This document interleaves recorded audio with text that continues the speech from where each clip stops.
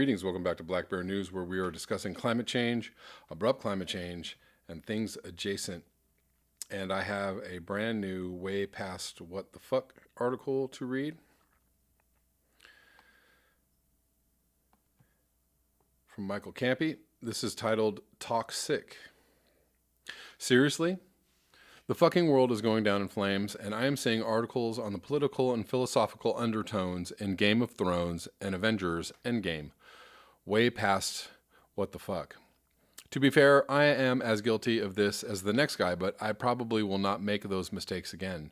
Immediately after I first read the book, Deep Green Resistance, I sent an email to Derek Jensen telling him how much I enjoyed the book, and now that it was done, didn't he think that we should all stop writing and start acting?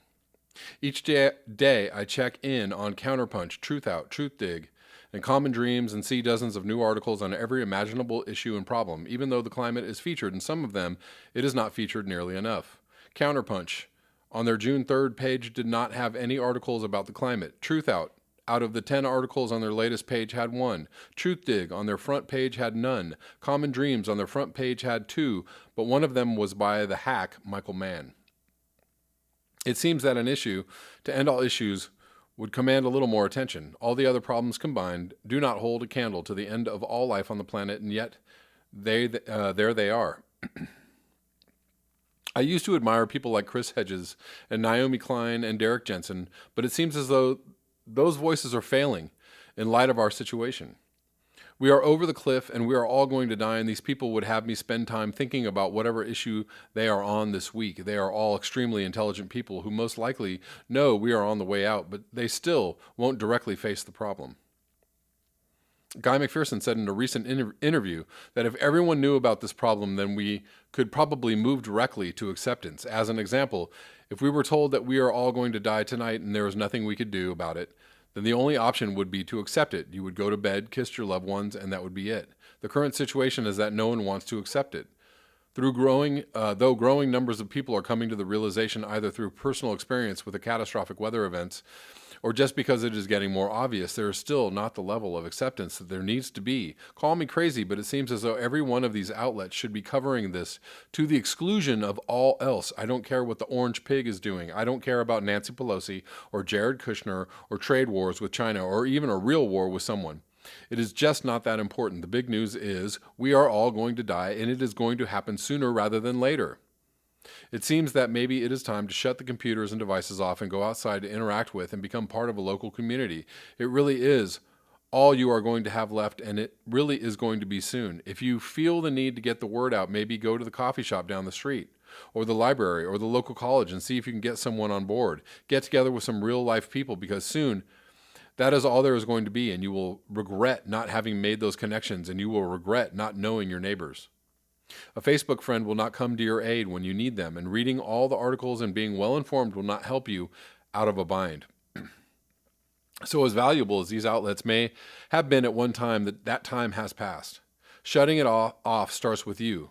So who's going to be first? Don't worry, you won't miss that much. Good stuff once again from Michael Campy. A call to arms, I guess. A call to action. More precisely, a call to do something. So, in the past on this channel, I've covered different ways in which we could mitigate climate change, or different ways, a path out of our predicament or our problem. Also different ways that people could go about resisting industrial civilization. Most of these things are thought experiments. And I feel like that's just fine. There's nothing wrong with a thought experiment. I think that's how you figure out problems. That's how you find a way forward. That's how you find common ground. That, it's better to talk about the situation or to talk about what's going on than to avoid it or shut down a conversation. I don't like things that shut down conversations. At least honest conversations. And I think that's a really big problem with climate change, obviously, is that a lot of people don't even really want to talk about it. And a lot of people don't want to hear about it. A lot of people don't want to have the conversation. And there are a lot of people out there trying to have the conversation about what we are going to do, what the hell we are going to do. That is why I find Extinction Rebellion and the school strikers and Greta Thunberg and anybody who is finding a way forward, a foothold forward, I'm inspired by, and I think we need to keep going. Because of my living situation, I'm privy to what's on Fox News for several hours of the day. Fox News is talking about climate change as if it's real. You know why they're talking about climate change as if it's real? Because A, it's obvious, and B, you have almost every Democratic candidate is supporting the Green New Deal on some level and is addressing climate change as if it's a real problem. It's a key part of almost every Democratic candidate's platform. And it's going to be an interesting, with most of the country, majority of the country believing in climate change, and with every Democrat having, you have governments in Europe declaring climate emergencies. You have governments in Canada declaring climate emergencies. I'm sure if you had a Democratic majority in the House or the Senate, that you might see a push to declare climate emergencies in the U.S. We don't have that. We have too much denialism here, and we have a president who is a climate change denier. But having every Democratic candidate have climate change as part of their platform is forcing Fox News to actually address climate change as if it's real. And they're doing their best to derail it, of course. But at least they're forced into the conversation. And that's the thing. At the very least, force the conversation. Force people into the conversation. Extinction Rebellion, forcing people into the conversation. I try to post Extinction Rebellion stuff quite frequently on my regular social media posts. Almost nobody responds to those posts. Very few people, less than 5 of my 5,000 followers or 2,000 followers or 3,000 followers on all of my channels. Less than 5 respond to these posts. But people see them. They see them and they go, ooh, Extinction Rebellion. What are they talking about? Extinction Rebellion. They're talking about extinction. They're talking about the fact that the 6th mass extinction is already underway. They're talking about the fact that humans are going to go extinct if we don't light a motherfucking fire under our asses and do something about this. So light a fire under somebody's ass today, and then figure out what kind of action you're going to take. I'm going to round out this article, keeping it short today, with an article about tree die-offs, of which there are many happening all over the country and all over the globe.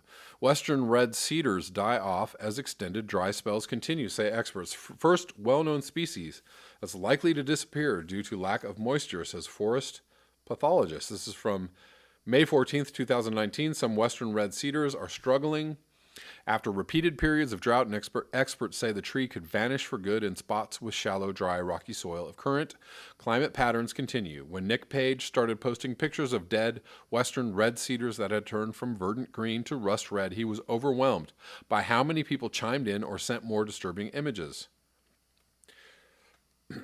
Here you can see these images. Western red cedar is the canary in the coal mine. Page, a biologist, says this has been long warned and predictions seem to be coming true in many parts of the lower mainland. Trees on sunny slopes with poor soil are the first to go. He points to a strand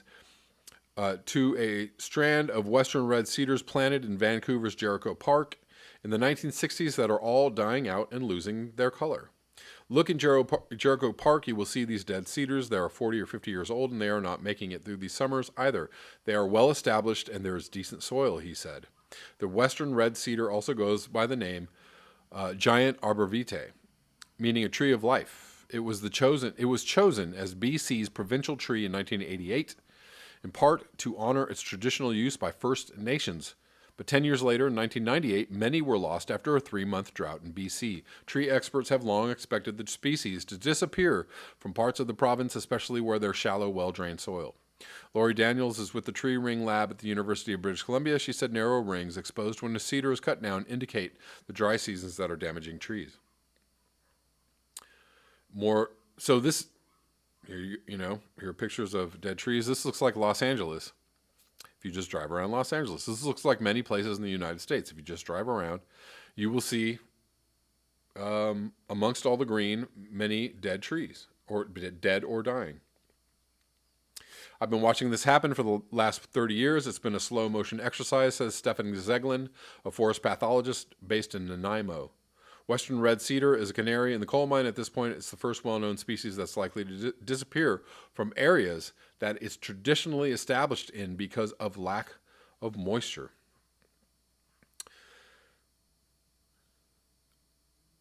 I often have people report on dead or dying trees on this channel. It's happening all over the place, not just British Columbia, not just California. In my recent trips, my trip to Detroit, Ohio, I saw basically the same situation. A lot of dead trees, a lot of dying trees, a lot of trees in crisis, in stress.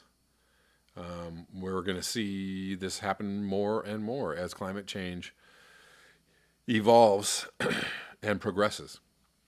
That's all I have for you today. Thank you so much for your eyes, your ears, and your conscience. If you would like to support this channel, you can do so at the links below. Until next time, peace.